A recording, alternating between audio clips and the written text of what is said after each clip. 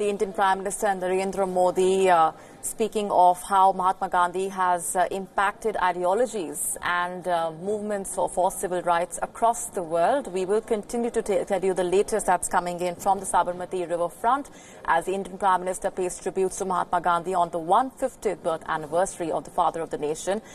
Moving on for now, Mamallapuram near Chennai in the southern Indian state of Tamil Nadu is gearing up to host an informal summit between Indian Prime Minister Narendra Modi and Chinese President Xi Jinping. This will be the second informal summit between the two leaders, which is scheduled to take place between October 11 and 13th. As per reports, India and China had been planning to organize a second summit since earlier this year. The news of that summit had caused significant heartburn for Pakistan.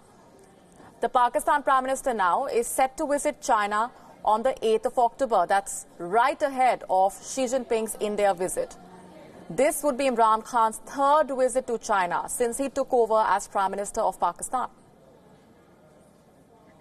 Our principal diplomatic correspondent, Siddhant Sibal, has been getting us the very latest on that upcoming visit of the Chinese president. This is a report that he filed for us. Take a listen.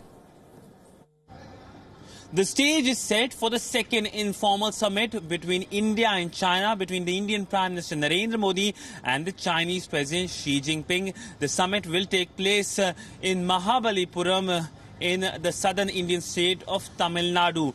The last summit, the first informal summit took place in Wuhan, and the three outcomes were the strategic guidance given by both the leaders to their forces so that there is no repetition of what happened in 2017, which was the Doklam incident. So there should not be any repetition of such instances. The second big focus was the cultural and the people-to-people exchanges. The second meeting of the mechanism that was formed, the meeting took place in Beijing earlier this year between the Indian Foreign Minister S. Jaishankar and his Chinese counterpart, the Chinese Foreign Minister Wang Yi. And the third was the joint efforts of India and China in Afghanistan. The example is the joint training of Afghan diplomats. The second batch will be trained very soon in New Delhi and Beijing. So there were three outcomes, and this time around the focus will be to make sure that the momentum